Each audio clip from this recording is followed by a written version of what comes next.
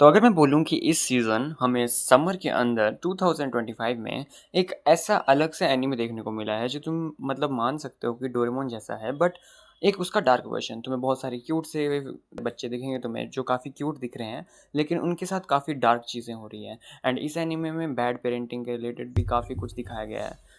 इस एनिमे के ऊपर मैंने एक शॉर्ट भी बनाई थी, जैसे कि तुम लोग देख सकते हो स्क्रीन के ऊपर।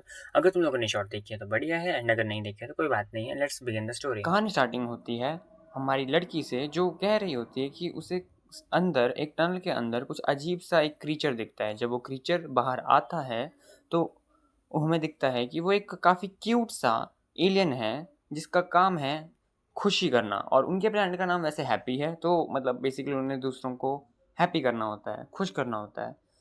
तो अब जो हैप्पी है ये अपने आप को कहता है मैं एक हैप्पियन हूँ, लाइक एक कंट्री का मेंबर हैप्पियन। तो जिसकी मांगा है उसके अंदर भी काफ़ी अच्छे पैनल्स दिखाए गए हैं उस चीज़ को रिलेटेड। एंड अब हम बात करने वाले हैं इसकी मांगा और एनिमे दोनों के बारे में एक साथ। तो बेसिकली मांगा और एनिमे एक ही कहानी फॉलो करती हैं। तो अपना ताको भी बोलता है कि मैं एक हैप्पियन हूँ और मुझे अपने हैप्पी प्लानट से दूर करके मैं इस नीले प्लैनेट पे आ चुका हूँ जो बेसिकली अर्थ की बात कर रहा है।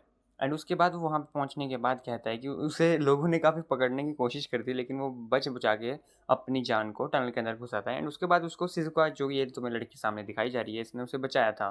तो ये शिज़ुका को थैंक यू बोलता है और उसके बाद कहता है कि जो उसे ब्रेड दिया था वो काफ़ी अच्छा है। एंड वो उसे थैंक यू बोलने के लिए एक अलग सा गैजेट निकालता है अपने अंदर से, जो कि बेसिकली बैम्बू कॉप्टर की तरह है, जो एक हैप्पी हैप्पी विंग होते हैं।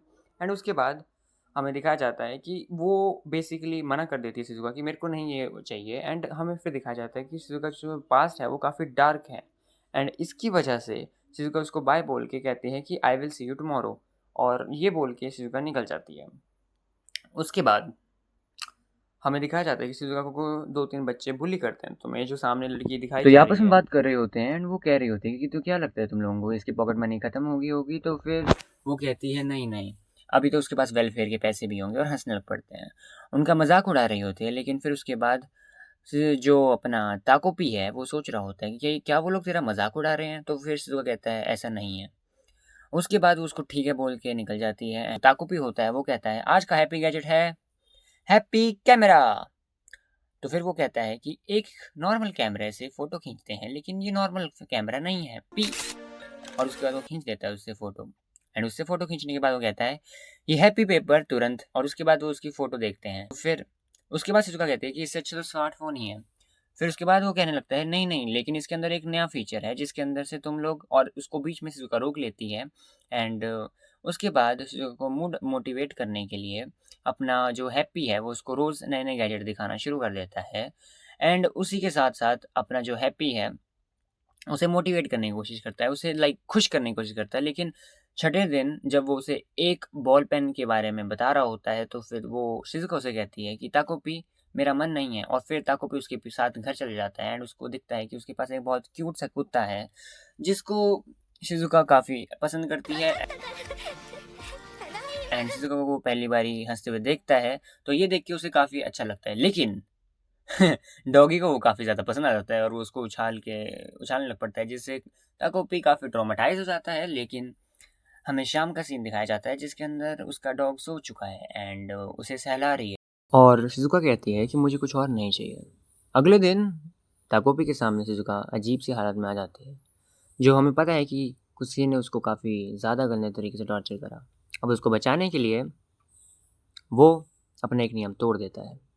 हैप्पी गैजेट्स का एक नियम कि एक हैप्पियन के सामने ही एक हैप्पी गैजेट यूज़ करना चाहिए और किसी और एलियन के अलावा उसको नहीं देना चाहिए। देखो, अब ताकोपी के लिए शिज़ुका एक एलियन है तो वो बेसिकली उसको दे देता है, लेकिन अब इस चीज़ का शिज़ुका गलत इस्तेमाल कर लेती है एंड वो उस रिबन जो एक फ्रेंडशिप पर्पसेस के लिए यूज़ करना था, वो उसको अपने गले के आसपास रैप करती है एंड खुद को फांसी चढ़ा देती है। शिज़ुका, ये तुम क्या कर रही हो? पी, वो रिबन बीम से तुमने क्या करा? पी।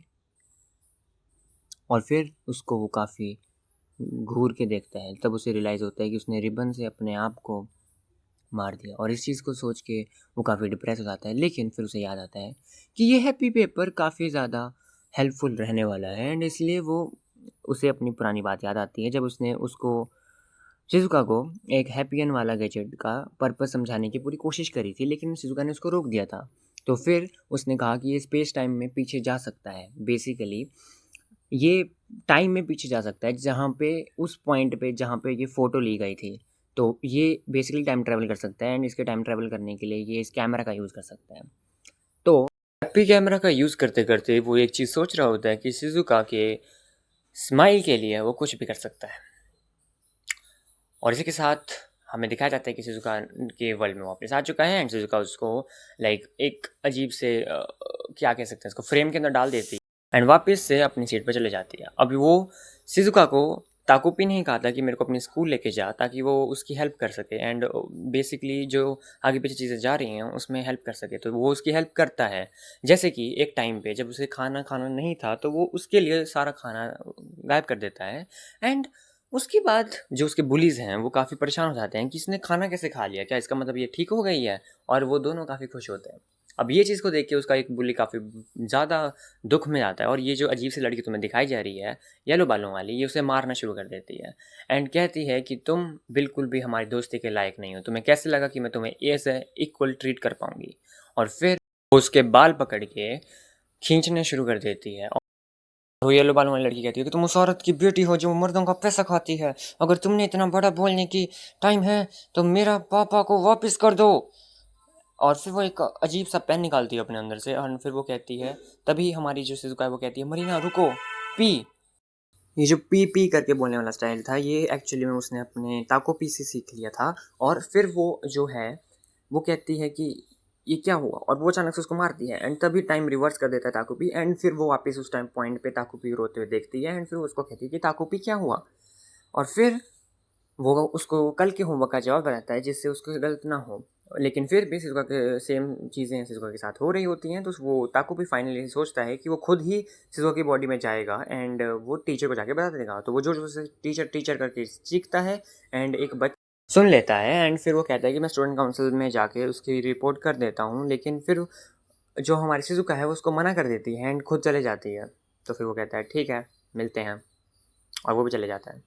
उसके बाद हमें दिखाया जाता है कि जो मारीना है, जो बुल्ली लड़की थी, उसके घर पे भी काफ़ी गलत हाल है। जो उसकी मम्मी है, वो काफ़ी परेशान है एंड वो उसकी बेटी को भी काफ़ी मारती-पीटती है ताकि बेसिकली, और वो कहती है कि उसकी मम्मी, मारीना की मम्मी कहती है कि तुम कहीं मत जाना मुझे छोड़ के एंड ये चीज़ से मारीना काफ़ी परेशान है।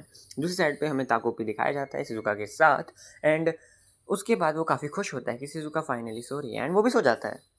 और इसी के साथ हमारी वीडियो यहाँ पे ख़त्म होती है। अगले एपिसोड की कहानी हम अगले वीडियो में कवर करेंगे। Thank you. Like, subscribe, share. Bye bye.